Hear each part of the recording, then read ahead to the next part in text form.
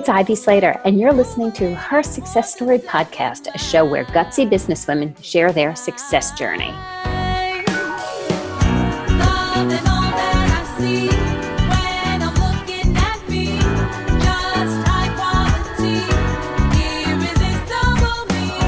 Hi, it's Ivy Slater. Welcome to Her Success Story. I have a guest on today that as soon as I met and had a conversation with her, she fell near and dear to my heart, and I am so excited to introduce her to the Her Success Story community and all of our listeners. Daiagi Harary graduated from NYU Stern School of Business. Before beginning her career, she was an account executive at Yelp, which a lot of young people, it's a big starting career point here in New York City for those of you who are not from this New York area. From there, she entered into the automotive world as president of Leader in Cars Auto Group, then consisting of 2 Mazda dealerships. They were in Garden City and Huntington, Long Island, which are suburbs of the New York area. During her tenure, the group acquired 2 additional locations. By the age of 25, she was managing a team of 150 plus employees with the revenue of over $150 million. Jordan currently sits on the Greater New York State Automobile Dealers Association Board of Directors and was nominated as secretary this past summer. She currently serves as the chairwoman of the NextGen Committee. Jordan recently was featured in Ward's CBT Automotive News and Chase's Women in Automotive. She's also been featured in many other local publications. She does charitable work as well, another reason we align. And her focus is on autism awareness, a really important cause and also near and dear to my heart. You see why Jordan and I immediately hit it off. Welcome, Jordan, and thanks for taking your time out of a hell of a busy schedule in your life to join me here today.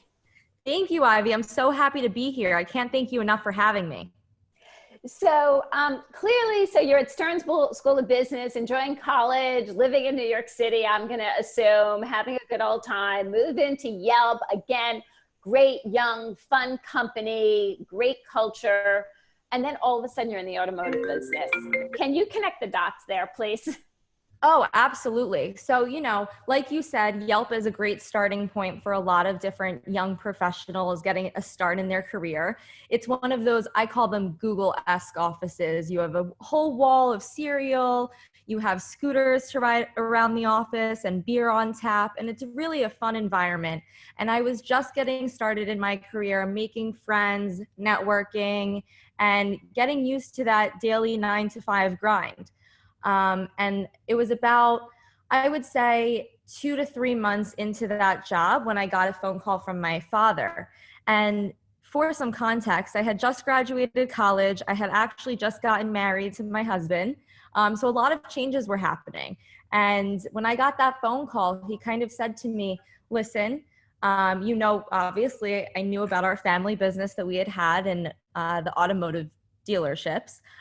There was an investment partner at the time that was running the stores with my father. And unfortunately, we discovered that this gentleman had been embezzling a lot of money from my family. And this was someone that we trusted and knew and loved. And it was hard all around for everyone. But at that time, my father said to me, listen, I need someone who I can trust to run these stores, and you're it.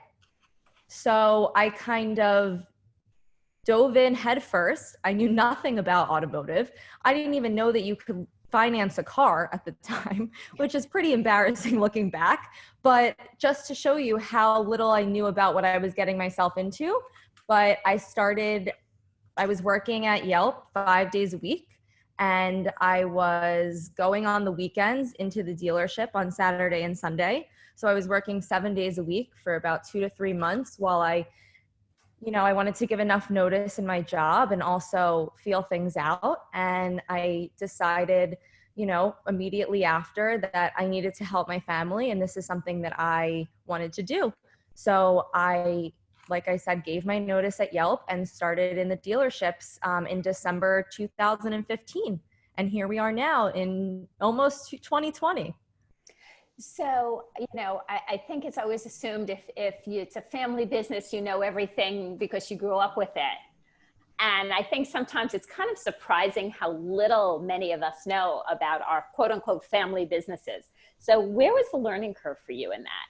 Yeah, so that's a great question. My father actually, you know, the automobile dealerships weren't something we spoke about on the family dinner table and chatted. Originally, my father actually had a stone distribution company that was really what we spoke about. So if you want to talk to me about silestone and granite and marble, I have a much better understanding of that than automotive. But what happened was after he sold that company was when he got involved in those automobile dealerships, and he was more on the investment end, not really on the managerial end. I mean, I grew up in South Jersey, outside of Philadelphia. These stores were outside of New York City, on Long Island primarily, and that was just something that we didn't really speak about. And to be quite frank with you, I wasn't interested in it. So it wasn't something that I had really asked too many questions about. I knew that they existed. But that wasn't what I wanted to do with my career. I very much wanted to start something on my own. And that's why I went into Yelp and didn't really ask him, hey, Dad, I want to get a job doing this. So when he approached me, it was quite the shock. And it's a very different lifestyle than what I was used to. So I was kind of taken aback from every angle at that point.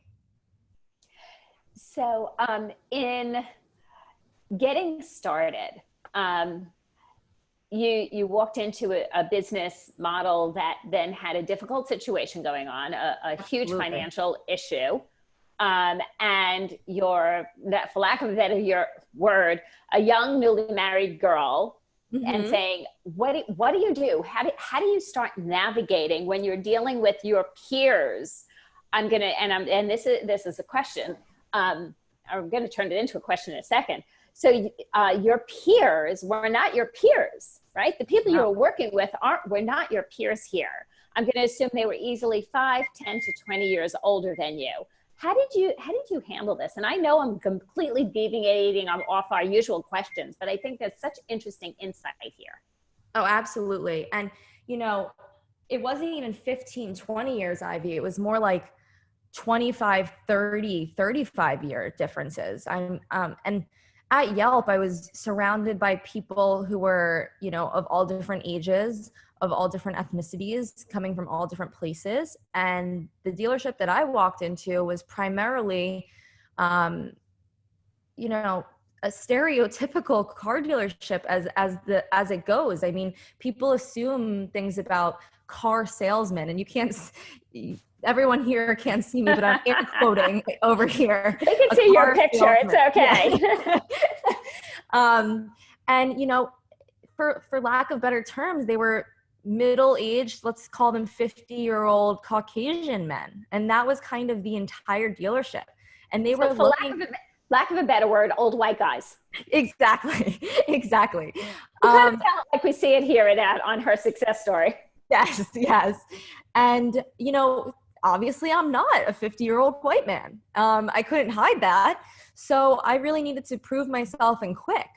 The listeners out there don't know me, but I'm not shy. I am outgoing, and I like to make myself heard. And that's what I really, really focused on, was not letting these people around me, no matter what they thought of me, no matter how much younger I was, intimidate me in any sort of capacity. I kept my head up. I said what I wanted to say. And, for me, it was really about proving myself from the get-go, because I knew that they would eat me alive if I let them. So I really focused on standing my ground and asking the right questions. And I got laughed at a few times with the questions I asked, but I really didn't let it deter me, because I knew that if I did, I'd never learn and I'd never be better the next day than I was the day before. So in stepping into this role, what were some of the greatest challenges that you have truly navigated in the last several years, 4 to 5 years now? Yeah, I mean, I think we just touched on one of the first ones, which was, True. being a young woman in a field that was predominantly and still is very, very male dominated. I mean, if anyone gets a chance, definitely check out the Chase Women in Automotive series, because it really goes into women who have kind of broken that glass ceiling in so many different capacities. And, there are still a few industries out there where men really do run the show. And this is one of them. I mean, I can't tell you how many rooms I walked into where there are 100 people there and I was the only woman. And I would see a woman walk in and my face would, I would get all excited and smile. And then I would learn that she's setting up the PowerPoint presentation or she's bringing the coffee to the table. So that was definitely hard. I would also say that, just finding my professional footing in general. I was so young and so in the beginning of my career that it was hard for me to really know what I wanted to do next, knew what I wanted to stand for professionally, and kind of trying to navigate all of those waters at the same time was difficult. But one of the things that I just tried to stay true to myself the whole time was, what you're going to laugh. I mean, outside of New York, people won't really see this, but in the subway, it always says, when you see something, say something. Right. And that was That's a great, in the New York City subways, just so our listeners not in the New York area, in the New York City subways, based on New York and the background here, it will always say, if you see something, say something. And it's a great lesson for everyone. So you took that how? I really said, especially given the embezzlement that was going on, I knew that I couldn't not question things. If I did, I wouldn't be doing my job and I'd be neglecting the reason why I was put there. So no matter how dumb I thought the question I was asking was, or if I saw something that seemed just a little bit off, even if I didn't have the knowledge to understand why, but I got that gut icky feeling, I asked the question. And I made sure that I asked it to someone who didn't have bias in what I was asking them. I wanted to ask someone who would just very frankly give me an answer, whether they laughed at me or not. It was important to me that I said something so that I knew, I was doing everything I could, because this wasn't an easy situation to walk into by any means. So that was something that I really lived by, and I still do every single day. People who aren't speak up and you ask. Exactly. And people who aren't in the automotive world, I mean, probably don't know this, and I didn't know this before I got into it, which is it's really ripe with fraud there. It simply is. Why I still am trying to figure out, because it is such a, everyone buys a car. It's something that's been around for a really long time.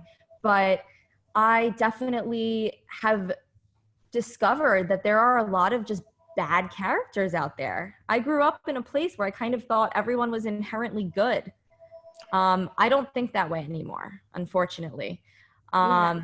And I have to say, it's so sad. It's so sad in business when, and in life, let's paint that bigger stroke there. When people cannot seem to play by the rules and see how by playing by somewhat of the rules. Now I'll tell you, I will bend and break some rules in the sense of, growing up in a very, in a printing world, and you're growing up in an automotive world, very male dominated. There's breaking rules and then there's crossing the line. Yes. And so I think there's a lot of clarity around that. It is okay in business to bend, to push boundaries, to stand up and speak up, to do things that have not been done before, and to stay and to not crossing the line. Oh, absolutely. And I think that, the more you read on the news, the more you're shocked by what these CEOs that are godlike, I call them, really end up doing. Like, look at Elon Musk and the SEC. Look at the CEO of WeWork. And there are women who do it, just like that, the CEO and founder of Thinks. I mean, there are so many examples of people who kind of let the capitalist nature get the best of them. And I think we have to be really, really careful to make sure that we're not being tricked by any of that, or allowing our values to, be questioned for the sake of business. Makes a lot of sense. So in your journey, Jordan, what are the successes that you've appreciated? Ooh, this is more fun. Okay. Yeah, let's get to some fun stuff, because it's great for our listeners, and especially a lot of the women who listen, to see, to have our eyes opened and understand what's out there, but also what's possible and what we can achieve. Yeah, absolutely. So I think one of the first successes that I experienced was, I had been through a lot at that point, and I had been, laughed off the table and had to go back to my own support system to ensure me that what I was doing was still good and that I was still, climbing that ladder inch by inch. So it happened, I would say, about 2 years into my automotive career. I was actually the youngest person ever appointed to the Greater New York Automobile Dealers Association's board of directors. For those of you who don't know, it's an organization that represents hundreds of dealers in the Metro New York area. We're also a strong force in Washington because we lobby for state franchise laws and other legislation that affects dealers, such as autonomous driving and consumer lending and things of that nature. But to me, being recognized by giants in the industry for my voice and my perspective was so important. And, I got to go to Washington and meet with legislators. Sitting across from Chuck Schumer and telling him my opinion, or getting coffee with Congresswoman Kathleen Rice in Garden City. Those are things that I never thought I would be doing at 25. That's wild. And it's also an amazing teaching point, truly, to say, hey, what's truly possible and where can we be? And it's not always, and the other thing, and I wanted to really give you a shout out for, and a shout out to your whole family, is taking, what is an obstacle and turning it into an opportunity. So, your father, there was a business situation. He called you, he had a major obstacle, there was a major challenge, and he called you in and you took the reins and created an opportunity for yourself. Now, what has also now turned around during this time, run by a 20-some-odd-year-old woman, mind you, where's the opportunity that you've stepped into, and what are some of the things that you've accomplished here? Yeah, so my dad and I have had this conversation more times than I can count. And he said it would have been a lot easier for him at that moment to shut down the stores and call it a day just because of the size and scope of the embezzlement. But he felt that it was his obligation to support the 150 odd families that, were depending on us for not only their income, but their healthcare, their community, all of these things that a job provides. Yeah.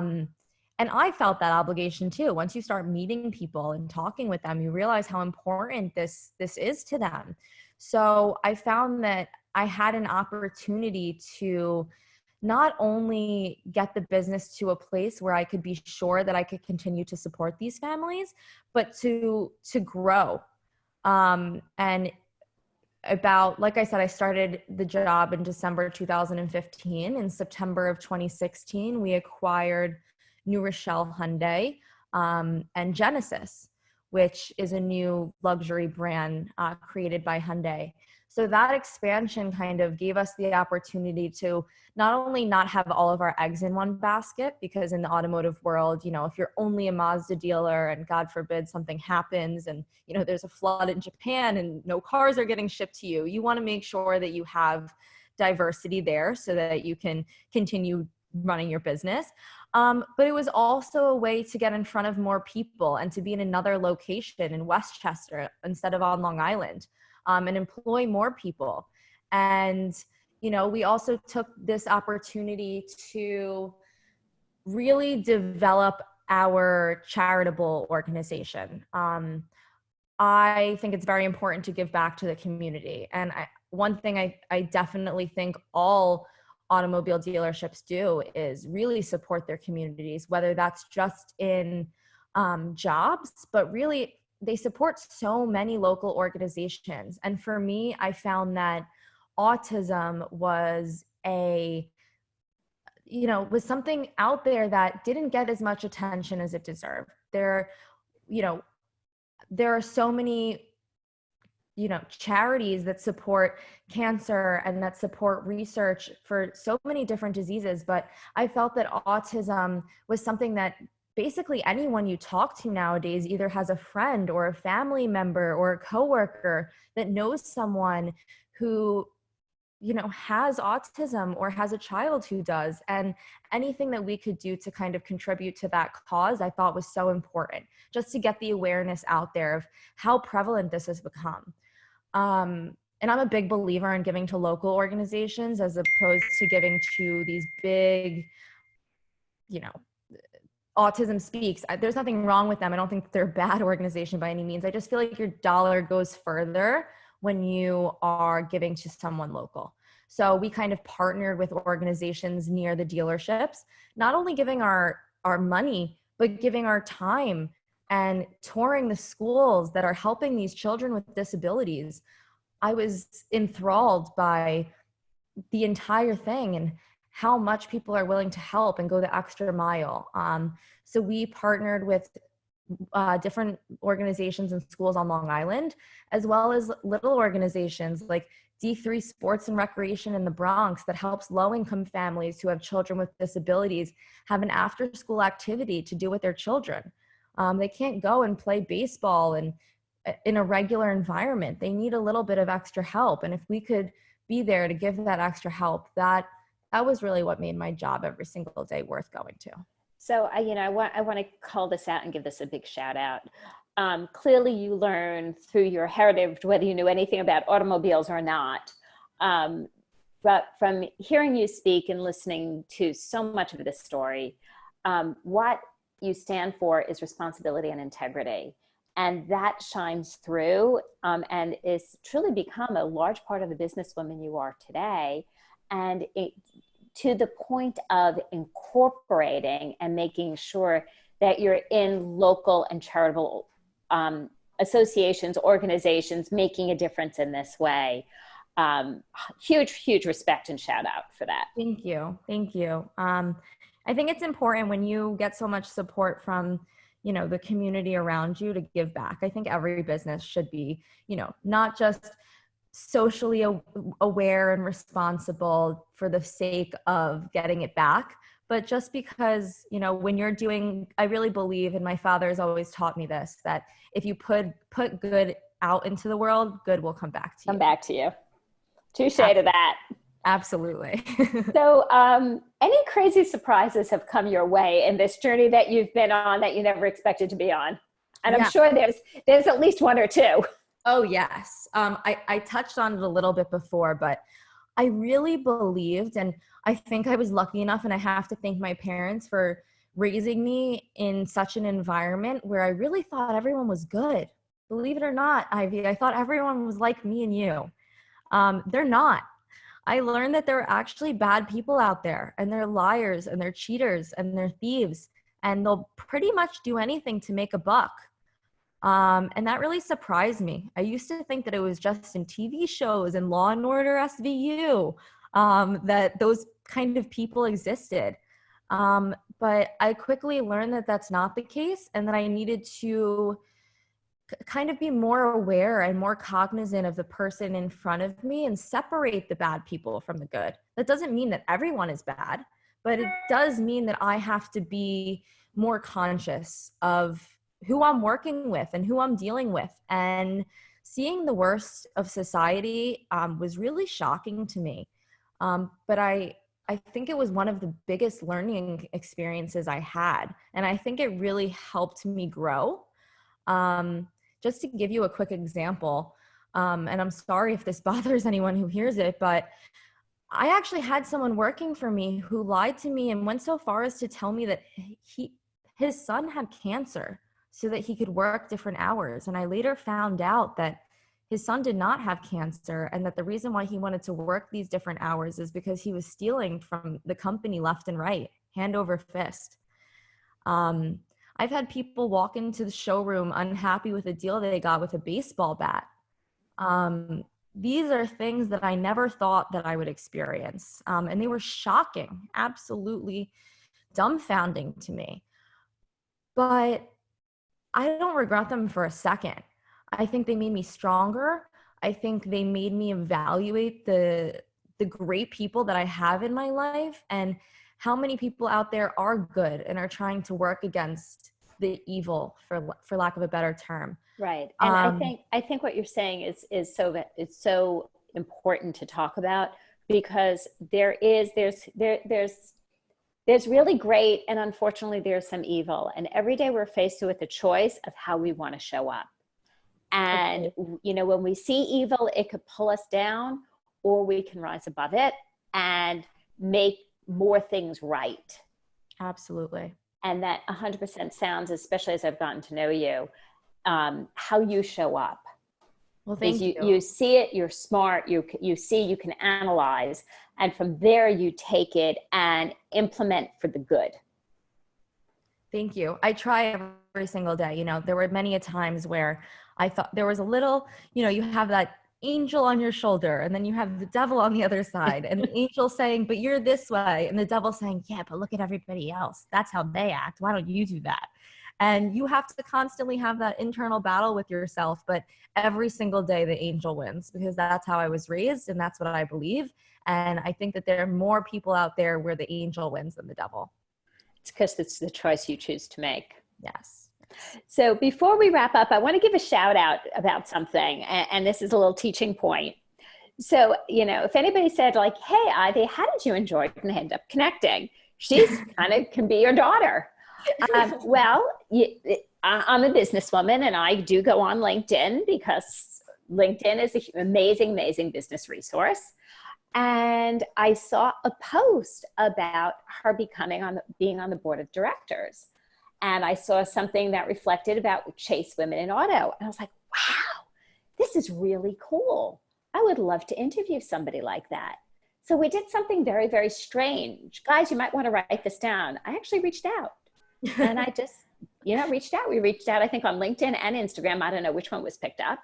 And Jordan and I was like, I'm interested in interviewing you for my podcast, Her Success Story. I loved your story. I love, women who have navigated a very male-dominated environment and succeeded. And I think there's huge lessons to share and learn from that. Can we talk? And she, Jordan was lovely. She's like, sure, I'm happy to jump on the phone with you.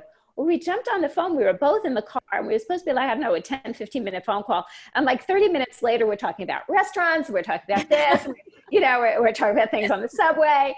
And we're like, okay, we got to get a drink. Let's have coffee. Let's have a cocktail. Whichever comes first, morning or evening. And it's a tribute. First of all, always never ever think that anybody is unreachable. Jordan is setting the example of you just show up and you just say, I'm going to do it. And then be available to others, and then always be willing to ask for yourself, because those are your huge lessons that you are teaching in this segment today. And I appreciate that.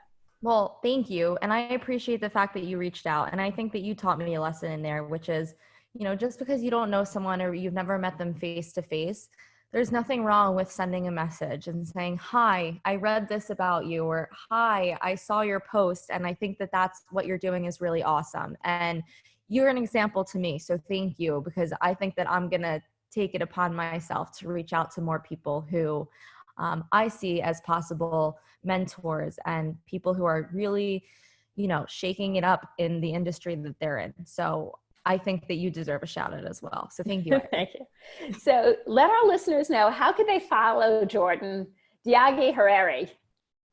Yeah. And you can only follow her if you two can pronounce her last names. We were laughing. I tried to marry, someone who had a little bit of an easier name to pronounce, but I just fell so madly in love with my husband that I didn't really care that his name was almost as hard as mine.